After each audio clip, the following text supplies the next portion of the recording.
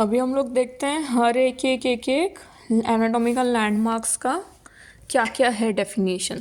तो जो labial frenum देखा था, तो वो जो होता है, it is a fold of mucous membrane in midline and it consist of one or more bands of fibrous connective tissue.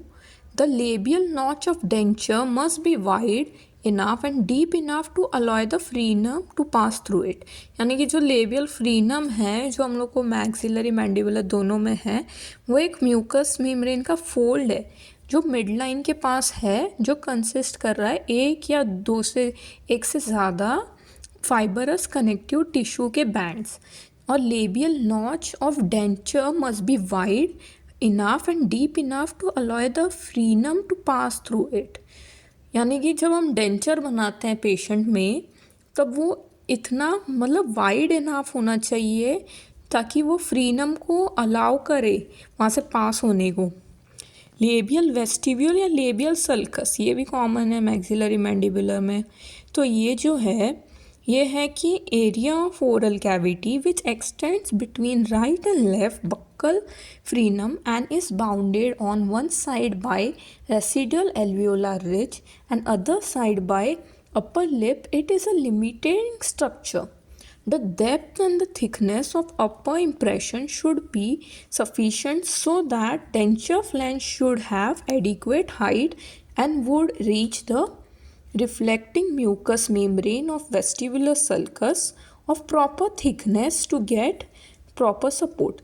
मतलब इसका ये है कि जब लेबियल फ्रीनम है या लेबियल सल्कस जो भी है, लेबियल वेस्टिबुलर लेबियल सल्कस, ये जो है ये एक एरिया होती है ओरल कैविटी की जो एक्सटेंड कर रही है राइट और लेफ्ट बक्कल फ्रीनम के पास. जब हम देखते हैं डायग्राम, तो उसमें labial frenum, labial vestibule, buccal frenum, buccal vestibule आती है. तो ये जो लेबियल वेस्टिब्यूल है, ये लेबियल फ्रीनम और बक्कल फ्रीनम के बीच में आती है और ये बाउंड कर रही है एक तरफ से रेसिडुअल एल्वियोलार रिज और दूसरे तरफ से अपर लिप, और ये लिमिटिंग स्ट्रक्चर में आती है. इसका जो डेप्थ और थिकनेस है वो अपर इम्प्रेशन का इतना सफिशेंट होना चाहिए ताकि जो भी डेंचर फ्लैंज है, जो भी डेंचर है, वो आराम से अपना हाइट, एडिक्वेट हाइट, जो भी उसका प्रॉपर हाइट आना चाहिए वो ले ले. फिर आगे बक्कल फ्रीनम. बक्कल फ्रीनम में मैक्सिलरी मैंडिबुलर में है, तो ये जो है वो एक सिंगल या डबल फैन टाइप का शेप का होता है. ये भी फोल्ड ऑफ म्यूकस मेम्ब्रेन है जो भी साइज़ में वेरी करता है, पोजीशन में भी कभी कभी वेरी हो जाता है, कभी कभी नहीं भी होता है कितने लोगों में. ये क्रिएट कर रहा है बक्कल नॉच जो कि डेंचर वाइड होने में हेल्प करता है और सफिशेंट क्लियरेंस जिससे भी प्रोवाइड हो रहा है ये denture for buccal frenum. Buccal vestibule या बक्कल सल्कस, ये स्पेस एक्सटेंड कर रहा है बक्कल फ्रीनम से हेम्युलर नॉच तक. जो अपना बक्कल फ्रीनम था वो और हेम्युलर नॉच के बीच में आता है बक्कल सल्कस, बक्कल वेस्टिब्यूल. मतलब ये जो है ये एक्सटर्नली बाउंड कर रहा है चीक से, मीडियली रिज से और डिस्टली ट्यूबरियोसिटी से. मतलब ये जो बक्कल वेस्टिब्यूल है, बक्कल वेस्टिब्यूल जो आता है वो एक्सटर्नली चिक से बाउंड हो रहा है, मीडियली रिज से हो रहा है और डिस्टली मैक्सिलरी ट्यूबरियोसिटी जो होता है उधर से हो रहा है. हेम्युलर नॉच जो है वो जो it is displaceable area about 2 mm wide between tuberosity and hamulus pterygoid plate.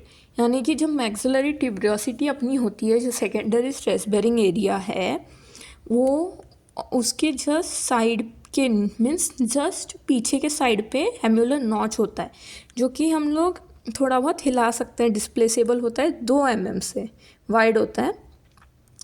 तो ये it is used as boundary of posterior border of maxillary denture. जब भी हम लोग डेंचर बना रहे हैं पेशेंट में, तब ये बाउंड्री क्रिएट कर रहा है, इसके बियॉन्ड डेंचर बनना नहीं चाहिए. ट्यूबरियोसिटी, तो यही वही है मैक्सिलरी ट्यूबरियोसिटी अपनी. जो कि डिस्टल एस्पेक्ट से पोस्टीरियर एल्वियोलर रिज जो है वहाँ आ रही है, ये सेकेंडरी स्ट्रेस बेरिंग एरिया है। एंटेरियर एल्वियोलर बोन, ये posterior alveolar bone, not much important.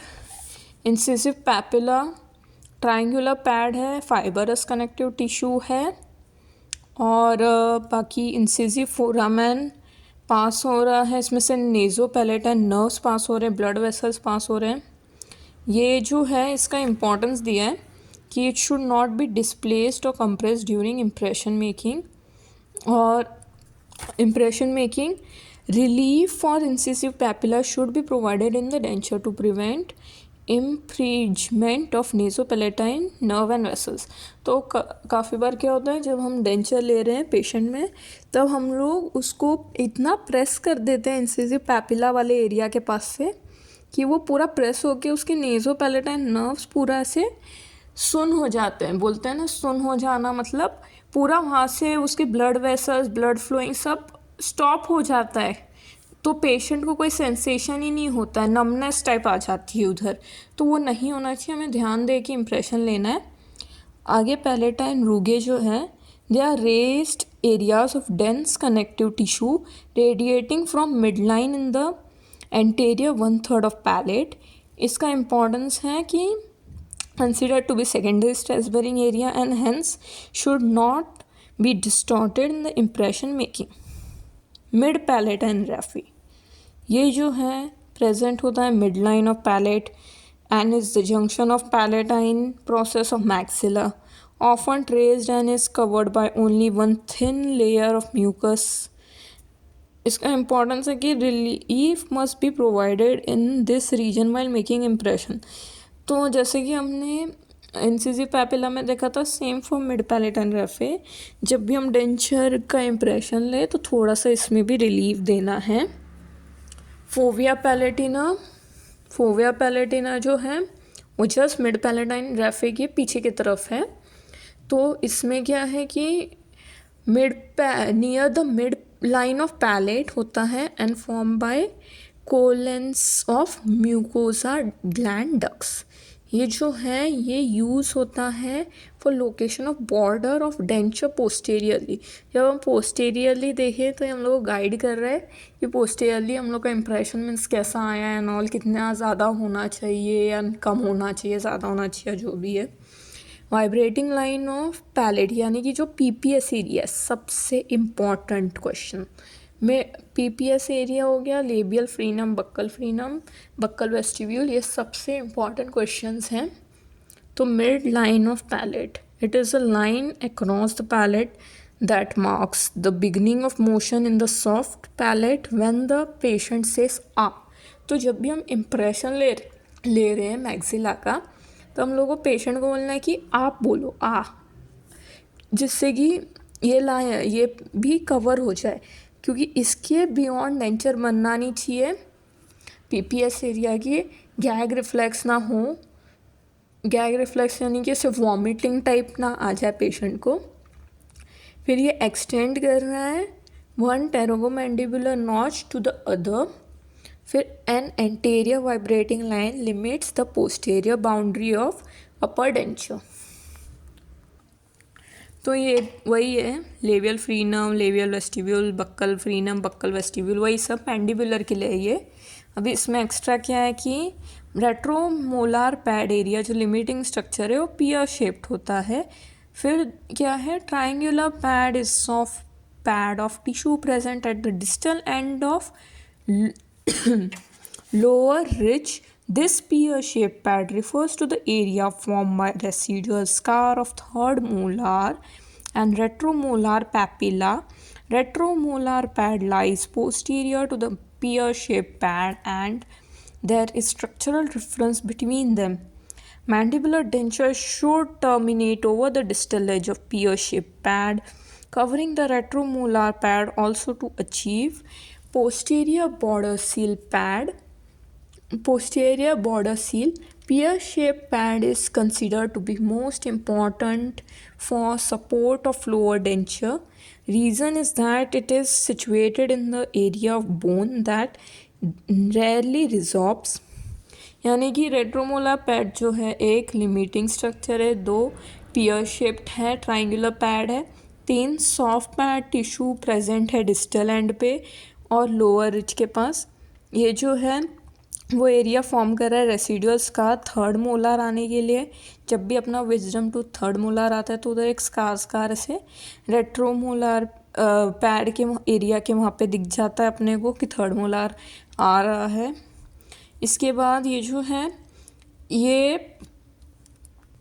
Pear shaped है, ये कंसिडर करना बहुत इम्पॉर्टेंट है सपोर्ट ऑफ लोअर डेंचर देने के लिए कि लोअर डेंचर बराबर आ रहा है कि नहीं, अपना रेट्रोमोलर पैड भी बराबर कवर हो रहा है या नहीं। फिर बक्कल शेल्फ एरिया आगे।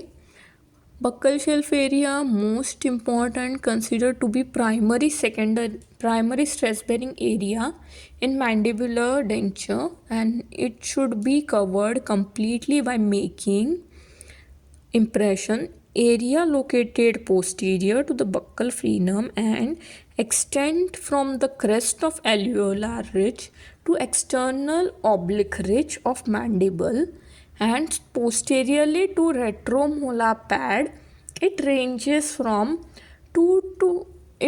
from 4 to 6 mm wide in average mandible. मतलब बक्कल शेल्फ एरिया जो हम लोग ने देखा था वो बहुत इम्पॉर्टेंट है मैंडिबुलर डेंचर बनाने के लिए। प्राइमरी स्ट्रेस बेरिंग एरिया होता है। फिर ये जो है वो पोस्टेरियरली बक्कल फ्रीनम के वहाँ पे लोकेट हुआ है और जो भी इसका क्रेस्ट ऑफ एल्वियोलर रिज है वहाँ से वो एक्सटेंड कर रहा है external oblique ridge of mandible तक और पोस्टेरियरली रेट्रोमोलर पैड तक कर रहा है। और इसका जो रेंज है वो 4 to 6 mm वाइड होता है इन एवरेज मैंडिबल। फिर जो इसका लिंगुअल फ्रीनम है, लिंगुअल फ्रीनम इसमें है रहता है एक, और एल्वियोलो लिंगुअल वेस्टिब्यूल है ये एल्वियोलो लिंगुअल वेस्टिब्यूल है। तो लिंगुअल फ्रीनम जो है it is anterior attachment of tongue and consists of fibrous band of connective tissue that overlies the center of genioglossus muscle. It is usually a narrow single band of tissues that may be broad and exist as 2 or more freni. It is extremely resistant and active, hence a careful clearance is needed in this area of impression as well as finished denture to prevent displacement of denture, pain and soreness. मतलब जो अपना lingual frenum है वो interior attachment कर रहा है टंग से, consist कर रहा है फाइबरस बैंड, कनेक्टिव टिश्यू। फिर ये ओवरलाई कर रहा है सेंटर ऑफ जीनोग्लोसस जो मसल है वहाँ का वो सेंटर के वहाँ पे ओवरलाई कर रहा है।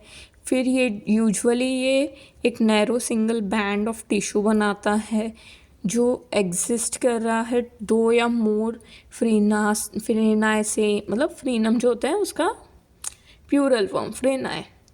और एल्वियोलो लिंगुअल वेस्टिब्यूल आगे। For mandibular complete denture proper border seal can not be obtained without correct lingual flange. जब तक हम लोग का लिंगुअल फ्रेंच करेक्टली आ ना जाए हम लोग का मैंडिबुलर कंप्लीट डेंचर तो रिकॉर्ड ठीक से होने वाला है नहीं। और जो लिंगुअल वेस्टिब्यूल है मतलब उसमें जब भी वो वेरी कर रहा है ज़्यादा, उसका डेप्थ है, विड्थ है, रेजिलेंस है, जो भी है वो ज़्यादा वेरी कर रहा है या नहीं वो सब भी चेक करना है हम लोग को जब भी हम ले रहे हैं इम्प्रेशन। जनरली हम लोग इम्प्रेशन कंपाउंड जो वो रेड कलर के केक की तरह दिखता है वो इडेंचुलस में लेते हैं और एल्जिनेट हम लोग डेंचुलस में लेते हैं। इडेंचुलस मतलब बिना दांत वाला, डेंचुलस मतलब दांत वाला।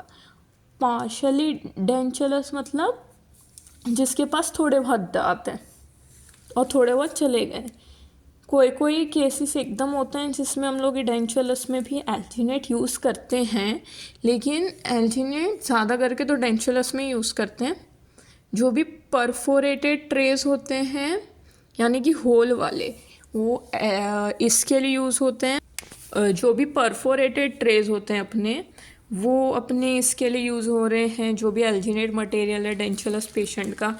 जो भी नॉन परफोरेटेड ट्रेज होते हैं वो एडेंचुलस पेशेंट में यूज़ होते हैं, क्योंकि उसमें कोई होल नहीं है, इम्प्रेशन कंपाउंड बाहर चला गया, फ्लोएबल मटेरियल भी नहीं है। एल्जिनेट एक फ्लोएबल मटेरियल है, एक इरिवर्सिबल मटेरियल है। उसका वर्किंग टाइम, सेटिंग टाइम दो टाइप का होता है, एक फास्ट सेट, एक नॉर्मल सेट से होता है। तो वो बेसिकली बहुत जल्दी जल्दी सेट हो जाता है, वर्किंग टाइम भी उसका बहुत कम है, शॉर्ट है। तो अपने को उस पर काम बहुत जल्दी करना है। इरिवर्सिबल है, एक तो वो सबसे अच्छा मटेरियल है, लेकिन इरिवर्सिबल है। जो इम्प्रेशन कंपाउंड है अपना, वो रिवर्स कर सकते हैं हम लोग, उसको उसको कितनी भी बार इम्प्रेशन ले सकते हैं। और तीसरे टाइप का ट्रे आता है रिम लॉक ट्रे, वो अगार अगार के लिए मेनली आता है। तो ये दो टाइप के हो गए, dentulous, dentulous patient, perforated, non perforated, rim lock, ये तीन टाइप के ट्रे हो गए। ये तो बेसिक हो गया।